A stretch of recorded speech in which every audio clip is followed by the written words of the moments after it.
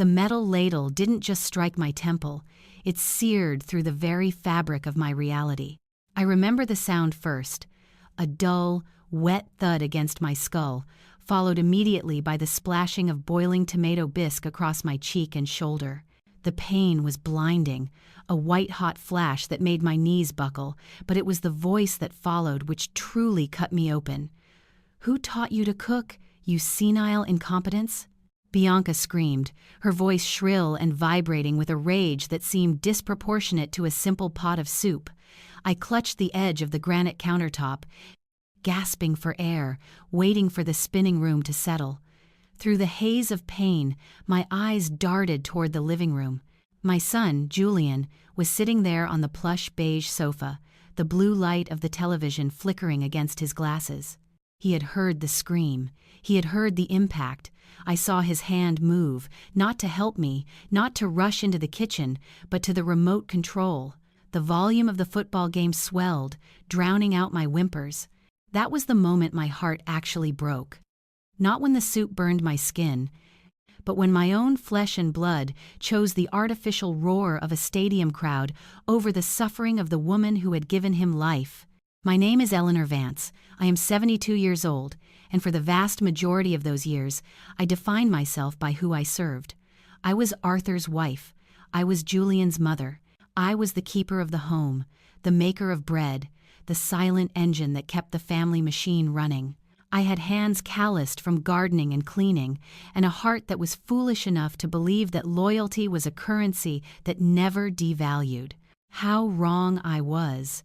How spectacularly, devastatingly wrong. 6 months ago, I buried Arthur. We had been married for 48 years, a lifetime of shared coffees and Sunday walks, all ending abruptly when an aneurysm claimed him while he was fixing the gutter on a rainy Tuesday in Seattle. I found him lying in the wet grass, the rain washing over his face, and in that instant, the silence that would come to define my life began. After the funeral, the silence in our large Victorian home became deafening. The creak of the floorboards sounded like accusations.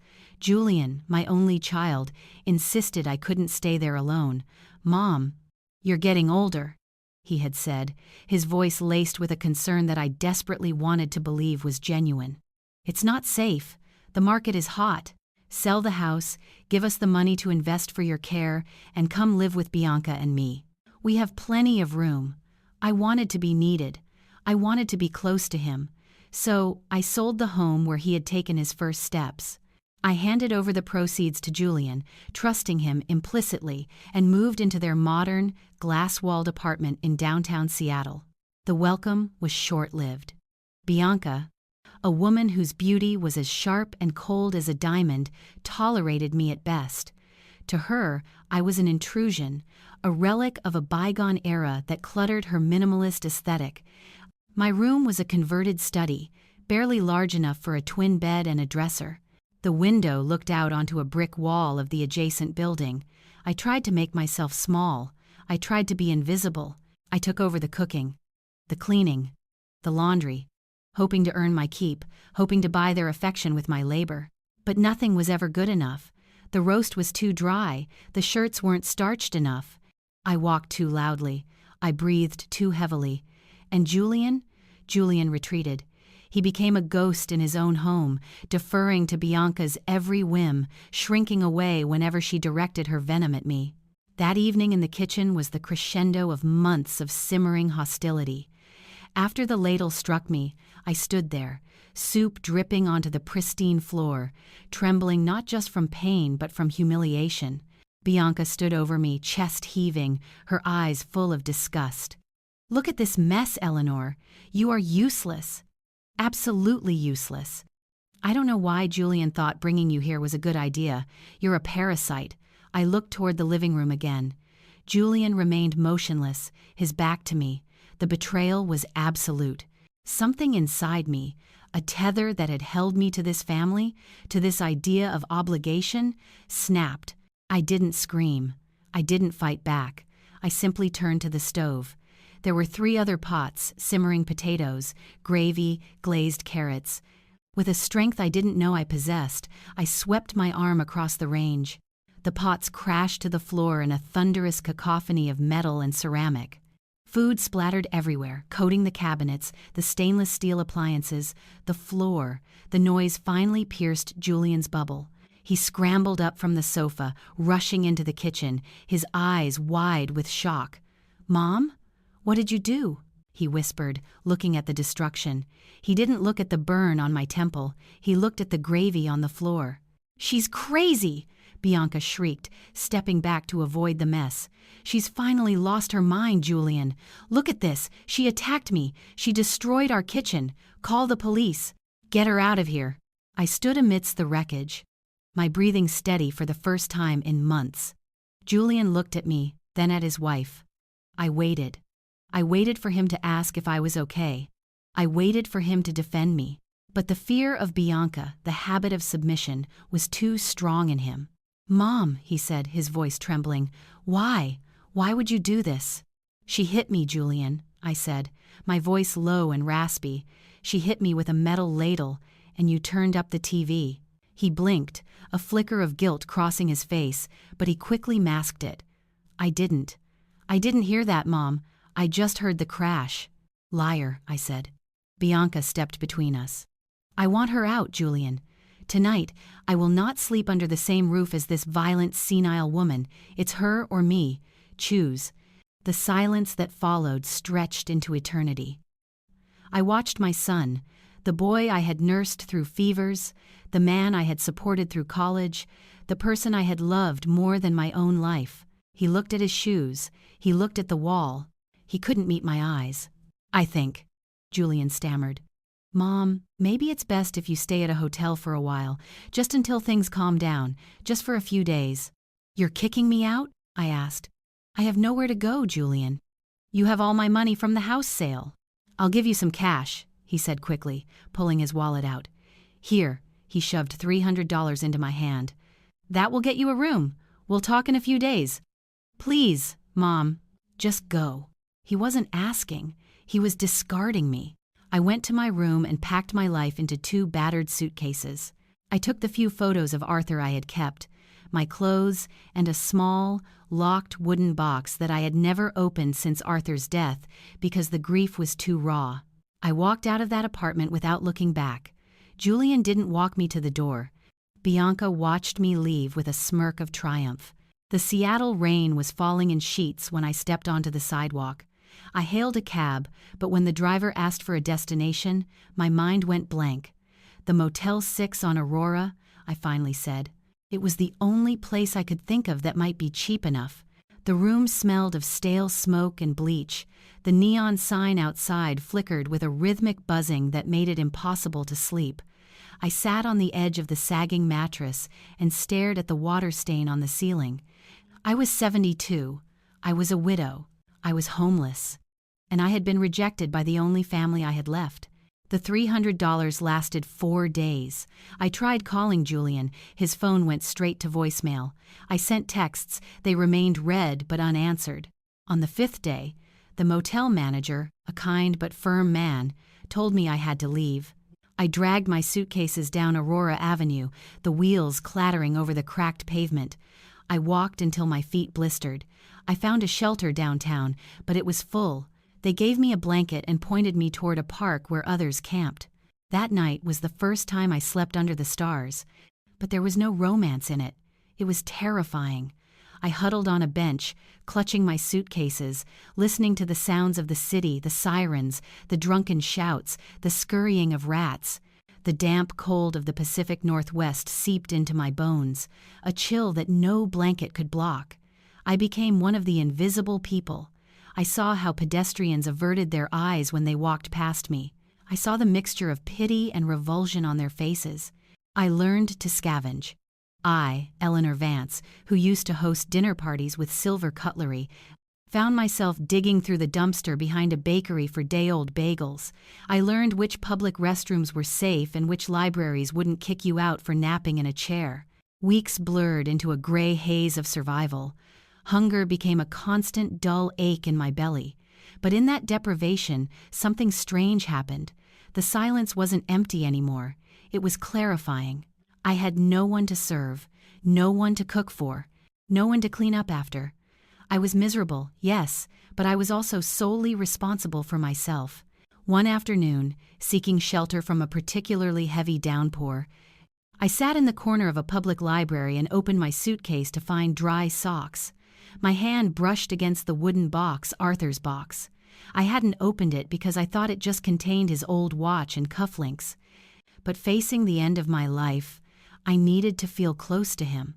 I used the small key attached to my keychain to unlock it. Inside, there was no watch. There was a thick, manila envelope sealed with wax and a letter addressed to my Eleanor. My hands trembled so violently I nearly dropped it. I tore open the envelope. My dearest Eleanor, if you are reading this, I am gone, and I suspect you are in a time of great need. You always deferred to me in matters of finance, trusting me to handle the burdens. I wanted to protect you, but I also wanted to ensure that if I wasn't there to shield you, you would have a sword of your own. You know, I was a cautious man, but what you didn't know is that 20 years ago, I began investing in commercial real estate in the emerging tech districts. I didn't tell you because I wanted to surprise you for our golden anniversary, to take you around the world in the luxury you deserve. I ran everything through a holding company to keep our personal taxes simple. Enclosed are the deeds and the contact information for Marcus Sterling. He holds the rest. You are not just a widow, my love. You are a titan. Don't let anyone make you feel small, especially not our son, whom I love, but whose weakness for easy living I have always feared. I love you. Forever. Arthur. I unfolded the documents beneath the letter. My eyes scanned the legal jargon, the addresses, the valuations. There were 12 commercial buildings, an apartment complex, a portfolio of stocks. The estimated total value was dizzying, $11 million. I sat in that library, smelling of rain and unwashed clothes, holding a fortune in my lap. I didn't laugh. I didn't cry. I felt a cold, hard resolve settle in my chest, replacing the fear that had lived there for months. I was not a victim. I was a sleeping giant. I used the last of my change to use the payphone in the lobby. I dialed the number for Sterling and Associates. Sterling speaking. A deep, professional voice answered. Mr. Sterling, this is Eleanor Vance, Arthur Vance's widow. There was a pause. A sharp intake of breath on the other end. Mrs. Vance, my God, we have been trying to find you for 6 months. We sent letters to your old address. We contacted your son, but he claimed you had moved out of state and left no forwarding address. He lied, I said, my voice steady. Mr. Sterling, I need to see you. Immediately. I arrived at his office in the financial district an hour later. The receptionist looked at my disheveled hair and stained coat with skepticism, but Marcus Sterling rushed out of his office the moment he heard my name. He was a tall man in his 50s with kind eyes. He didn't flinch at my appearance. He ushered me into his office, ordered tea and sandwiches, and treated me with the reverence of a queen. We spent the next 4 hours reviewing the portfolio. It was all true. Arthur had built an empire in the shadows, and I was the sole beneficiary. Mrs. Vance, Marcus said gently, pushing a checkbook across the mahogany desk. This account has liquid assets of roughly $600,000 available immediately. The monthly revenue from the properties is approximately $50,000 after taxes. You are a very wealthy woman. I touched the cool leather of the checkbook. I need a place to stay, Marcus. A hotel. Somewhere with a bathtub deep enough to drown these last few months. I'll arrange it, he said. And Mrs. Vance? What do you want to do about the rest? I looked out the window at the skyline of Seattle, the city that had chewed me up and spit me out, the city I now owned a significant piece of. I want to restructure, I said. Create a new LLC. Let's call it Phoenix Holdings. I want all the properties transferred to this entity. I want to remain anonymous. No one knows Eleanor Vance is the owner. Understood. And regarding the tenants, review all leases. Any lease that is below market value, I want it brought up to current rates, no exceptions. Marcus hesitated, looking at a file. Mrs. Vance, one of the residential properties, the Lakeview Apartments. Your son, Julian, and his wife live in the penthouse unit. The lease is currently, well, it's virtually zero. Arthur let them live there as a gift. I know, I said. What are your instructions regarding that unit? I stood up, walking to the window. I saw my reflection in the glass, haggard, worn, but standing straighter than I had in years. Send them a notice. The lease is terminated effective immediately. They can sign a new lease at the full market rate of $4,500 a month, or they can vacate in 30 days. Marcus nodded slowly. That is a significant increase. They likely cannot afford it. That is not my concern, I said coldly. Also, Marcus, I want to look into Bianca's business dealings. She rents office space for her consulting firm, doesn't she? Yes, in the Pioneer Square building, which you also own. Raise the rent on her office space by 50%. And check her client list. If any of her major clients lease space in my buildings, I want you to inform those clients that Phoenix Holdings is reviewing vendor contracts and we encourage them to work with more stable partners. Marcus looked at me, a mixture of surprise and admiration in his eyes. This is a scorched earth strategy, Mrs. Vance. No, Marcus, I corrected him. It's an education. My son needs to learn what the world looks like when his mother isn't there to cushion the fall. The transformation began the next day. I checked into the Four Seasons. I spent a week just bathing, eating, and sleeping. Then I went shopping. Not for the floral dresses and sensible shoes Eleanor used to wear. I bought tailored suits in charcoal and navy. I bought silk scarves.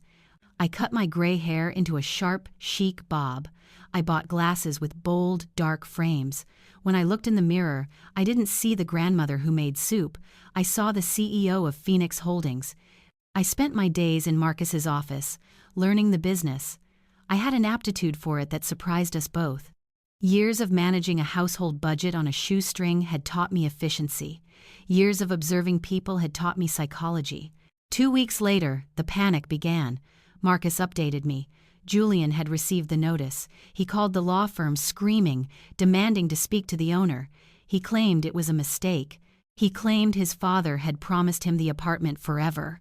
Did you tell him the owner is unavailable? I asked, sipping my espresso. I told him Phoenix Holdings is under new management and strict fiscal policies are being enforced. He says he can't pay. He's begging for an extension. No extension, I said. He has 30 days. Then came the news about Bianca. Her consulting firm was bleeding. 2 of her biggest clients, tech startups that rented floors in my buildings, dropped her services after casual conversations with my building managers about streamlining costs. Her rent hike had decimated her margins. The private investigator I hired gave me the reports. The atmosphere in the penthouse was toxic. Julian and Bianca were fighting constantly. She blamed him for the apartment situation. He blamed her for the loss of income. The money I had given him from the house sale? Gone. Bianca had spent it on luxury vacations and a new car before I was even out the door. They were drowning in debt. 10 days before the eviction deadline, Julian called the law firm again. He was weeping. He told the junior associate that he was going to be homeless, that his wife was threatening to leave him. Let him sit with it, I told Marcus.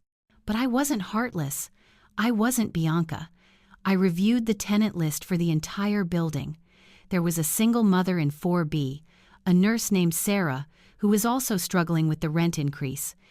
I instructed Marcus to freeze her rent at the old rate and offer her a 2-year extension. Why? Because she paid on time, she was kind to the doormen, and she worked hard.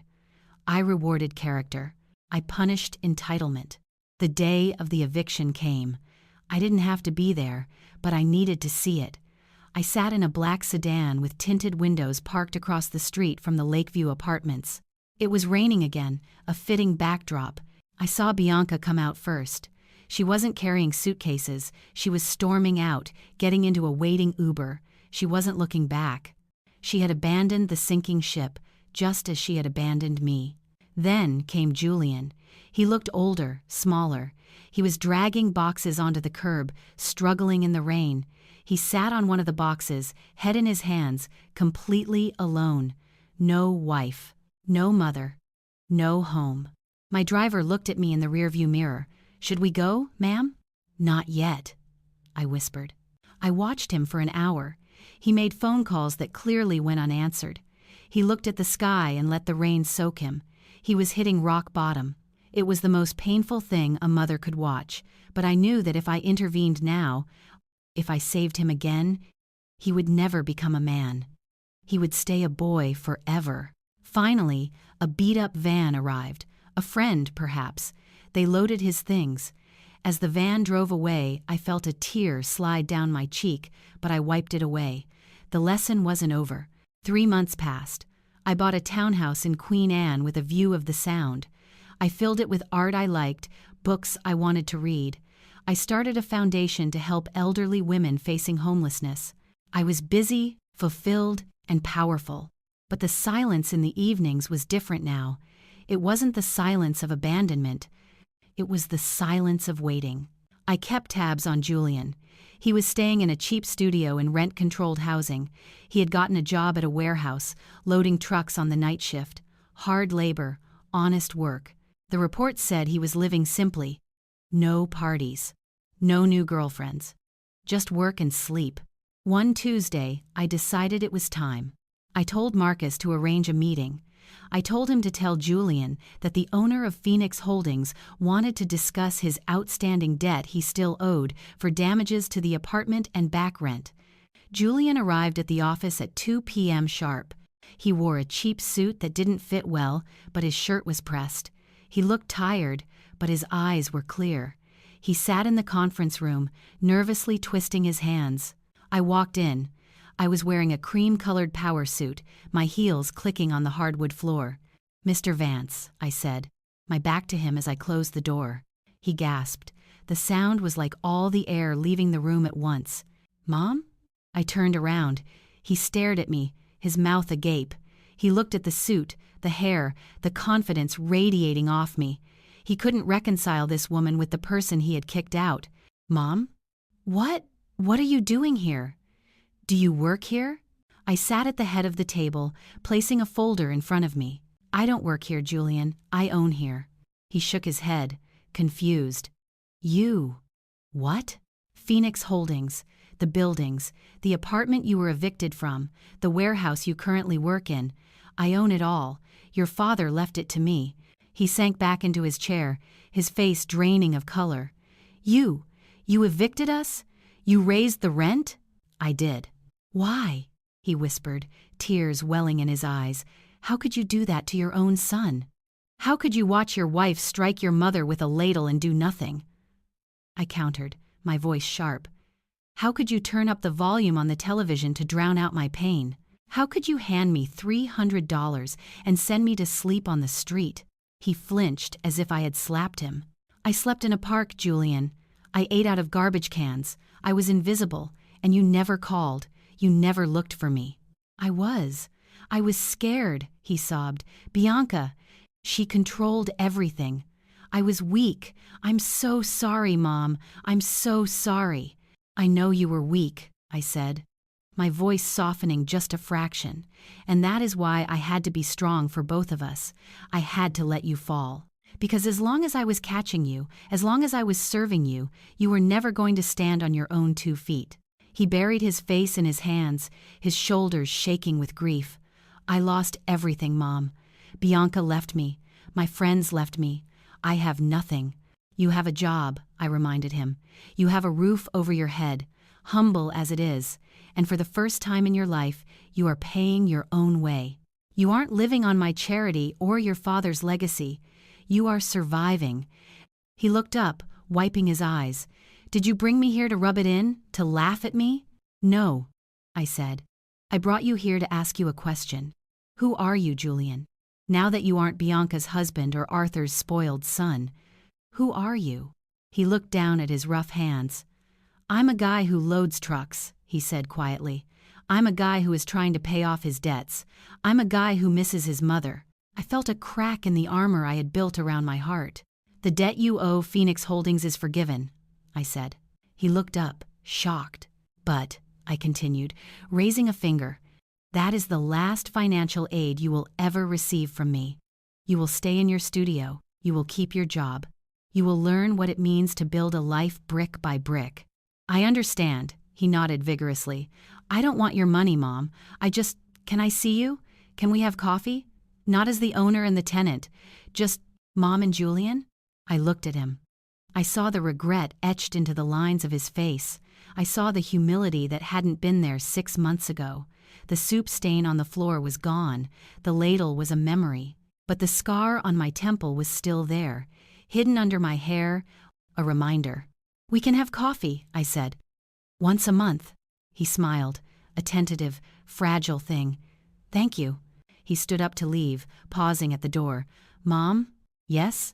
You look amazing. You look like you. He left the room. I walked to the window and watched him exit the building. He walked differently now.